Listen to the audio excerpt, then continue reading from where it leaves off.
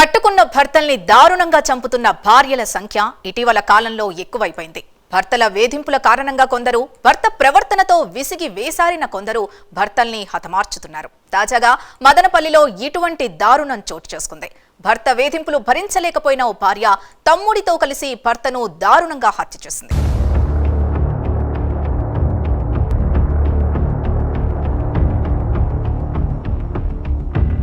మదనపల్లి పట్టణం రామారావు కాలనీకి చెందిన రామన్న హత్యను పోలీసులు ఛేదించారు. రామన్నను అతని భార్య చంపినట్టు నిర్ధారించారు.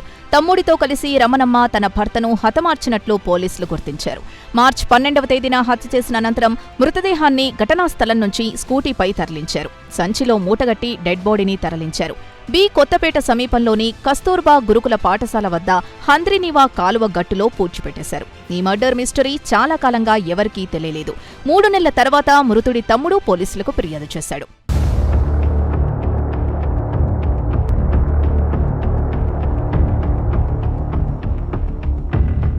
మృతుడి తమ్ముడు ఫిర్యాదు మేరకు మదనపల్లి పోలీసులు కేసు నమోదు చేశారు. అదృశ్యం కేసుగా నమోదు చేసి విచారణ చేపట్టారు. సెప్టెంబర్ 19వ తేదీన రమణమ్మ తమ్ముడు ఈశ్వర్ని అదుపులోకి తీసుకుని విచారించారు. విచారణ చేసిన అనంతరం హత్య కేసు వెలుగు చూసింది. తామే హత్య చేసినట్లు ఈశ్వర్ అంగీకరించినట్లు పోలీసులు తెలిపారు. ఇది 3వ నెలలో జరిగిన మర్డర్ కేసు గురించి అన్నమాట. ఇది డేట్ ఆఫ్ అఫెన్స్ ఎప్పుడు అయింది అంటే 12వ తారీఖు 3వ నెల 2025. అది మధ్యాహ్నం 1 గంట టైంలో అవుతుంది అనమాట, రామారావు కాలనీలో. ఓకే, వీళ్ళు ఎవరైతే ఉన్నారో ఇప్పుడు డిసీజ్డ్, అక్యూజ్డ్ A1, A2 వీళ్ళందరూ కలిపి ఆ రామారావు కాలనీలో ఆ ఇంట్లో రెంట్కు ఉండేవాళ్ళు అనమాట. సో ఇనిషియల్గా ఇది 12వ తారీఖు 3వ నెలలో అవుతుంది. కానీ మనకు మిస్సింగ్ కేసు మాత్రం 21/6/2025, అనగా ఒక 3 నెలల తర్వాత మనకి మిస్సింగ్ కేసు. వాళ్ళ బ్రదర్ ఎవరైతే ఉన్నాడో తమ్ముడు, ఇప్పుడు దీంట్లో డిసీజ్డ్ పేరు వచ్చేసి రామన్న అని చెప్పేసి 40 ఏళ్ళు. వాళ్ళ సొంతూరు వచ్చేసి నందివారిపల్లి విలేజ్, తనకల్లు మండలం. వీళ్ళందరూ కూడా రామారావు కాలనీలో రెంట్కుంటారు. ఈవెన్ ఎవరు A1, A2 డిసీజ్డ్ వీళ్ళందరూ కలిపి రెంట్కుంటారు. అప్పుడు వాళ్ళ బ్రదర్ సడన్ గా ఫోన్ చేస్తుంటే కూడా రెస్పాండ్ అవ్వట్లేదు ఏంటి అని చెప్పి కొంచెం డౌట్ వచ్చేసి మన దగ్గరికి వచ్చి పోలీస్ స్టేషన్లో కంప్లైంట్ ఇస్తాడు. ఎప్పుడు 21/6/2025. తన కంప్లైంట్ బేస్డ్ మనము మిస్సింగ్ కేసు అనేది రిజిస్టర్ చేస్తాం అనమాట. దాని తర్వాత నుంచి కూడా మనము చూస్తుంటాం, మొత్తం వెరిఫై చేస్తున్నాము ఏంటి అనేది మొత్తం చూస్తున్న తర్వాత మనకి కొంచెం ఇన్ఫర్మేషన్ వస్తుంది. ఈ అఫెన్స్ ఎప్పుడైతే అవుతుందో తను అప్పటి వరకు డెలివరీ బాయ్ లాగా పనిచేస్తుంటాడు. అది అయిపోయిన తర్వాత నుంచి ఇక్కడ నుంచి షిఫ్ట్ అయిపోవడము, బి కొత్తకోటలో ఉండడము, తర్వాత పొంగనూరు వెళ్ళిపోవడము, ఇట్లా ఉన్నప్పుడు మనకి 19/9/2025 ఆ రోజు మనకి ఇన్ఫర్మేషన్ వస్తుంది. ఇట్లా మదనపల్లికి వచ్చాడు అని చెప్పేస్తే మనకి ఇన్ఫర్మేషన్ వస్తే దాని బేస్డ్ మనం ఇంట్రోగేట్ చేసాము. మనం ఇన్వెస్టిగేషన్ చేసిన తర్వాత కన్ఫ్యూజ్ చేశాడు. తర్వాత ఇది మెయిన్ ఎందుకు అయింది అంటే మాత్రం ఈ A1, A2 ఎవరైతే ఉన్నారో A1 వచ్చేసి డిసీజ్డ్కి వైఫ్, A2 వచ్చేసి A1 వాళ్ళ బ్రదర్. సో వీళ్ళిద్దరూ ఎందుకు చంపారు, మెయిన్ మోటో ఏంటి అంటే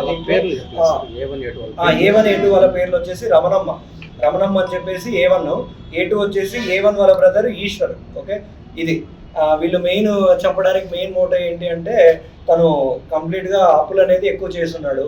చేసిన తర్వాత కొంచెం ఆల్కహాల్కి కూడా అడిక్షన్ అయిపోయిన తర్వాత వైఫ్ ఆయన రోజు అంటే A1 డిసీజ్డ్ రోజు తరచూ గొడవ పడేవాళ్ళు. నువ్వు పనికి వెళ్ళట్లేదు, ఏం వెళ్ళట్లేదు, అప్పులు ఎక్కువైపోయినాయి, అందరూ వచ్చి ఇంటికి వచ్చి అడుగుతున్నారు మనల్ని, ఎట్లా అంటే అది కంటిన్యూగా గొడవలు అవుతున్నాయి.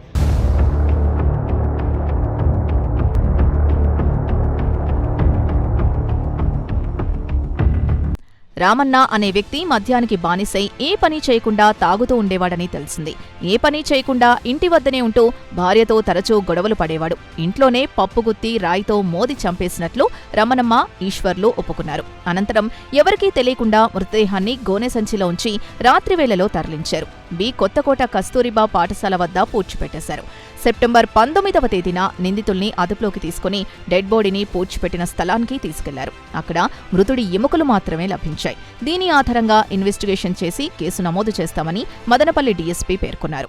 ఆ రోజు ఏదైతే ఉందో 12వ తారీఖు 3వ నెల 2025 ఆ రోజు మధ్యాహ్నం కూడా ఇట్లా గొడవ పడతారు. నువ్వు పనికి వెళ్ళట్లేదు, ఇంట్లో వాళ్ళ అప్పులు వాళ్ళందరూ వస్తున్నారంటే తాగేస్తున్నప్పుడు గొడవ పడతారు. ఆమె ఏం చేస్తుంది అప్పుడంటే ఇమీడియట్గా పప్పు గిత్తి ఉంది ఇంట్లో. ఫస్ట్ వచ్చేసి పప్పు గిత్తితో తల మీద కొడుతుంది. తర్వాత ఈ A2 ఎవరైతే ఉన్నాడో ఆ రాయి వేస్తాడు. ఇంట్లో మన రోకల్ రాయి ఉంటారు కదా, ఆ రోకల్ రాయితో తెచ్చి కొట్టేస్తాడు. ఆ తర్వాత అక్కడ చనిపోవడం జరిగింది. చనిపోయిన తర్వాత వీళ్ళు ఏం చేస్తారంటే ఆ రోజు వాళ్ళ పిల్లలు స్కూల్కి పోయింటారు. వాళ్ళు రానికోకుండా మళ్ళీ వస్తే ఎక్కడ డౌట్ వస్తుంది అనేసి వాళ్ళని వాళ్ళ అమ్మమ్మ వాళ్ళ ఇంటికి పంపిస్తారు. మీరు రాకండి, ఏదో వేరే వర్క్లో ఉన్నా అని చెప్పేసి పంపించేస్తారు. పంపించేసిన తర్వాత ఆ రోజు నైట్ వీళ్ళు ఏం చేస్తారు, ఒక దగ్గర బ్యాగులు కొనుక్కుంటారు. ఈ గోనె సంచి ఉంటుంది కదా, ఆ గోనె సంచి అనేది కొనుక్కొని నైట్ 12-12:30 ఆ టైంలో ఆ బ్యాగ్లో ప్యాక్ చేసుకొనేసి వాళ్ళ స్కూటీ ఏదైతే ఉంటుందో స్కూటీలో వేసుకొని వెళ్ళిపోతారు. స్కూటీలో వేసుకొని బీకోతకోట దగ్గర ఒక స్కూల్ ఉంది, ఇది కస్తూర్బా స్కూల్ దగ్గర పక్కన అంద్రినివా కెనాల్ ఉంది. అక్కడ మట్టి రోడ్ లాగా అది గుంతతో ఉంటే దాంట్లో లైట్గా తోవేసి సంచిలోకి వేసి ఉంటారు. సంచిలోకి వేసి దాంట్లో పాతి పెట్టేస్తారు. దాన్ని వీళ్ళ కన్ఫెషన్ బేస్డ్ మనం నిన్న వెళ్ళామన్నమాట, ఆ సీన్ కూడా వెళ్ళాం.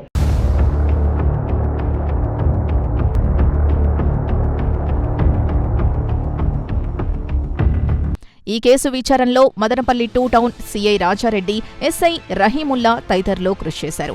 వీరికి మదనపల్లి డీఎస్పీ ప్రత్యేక అభినందనలు తెలిపారు.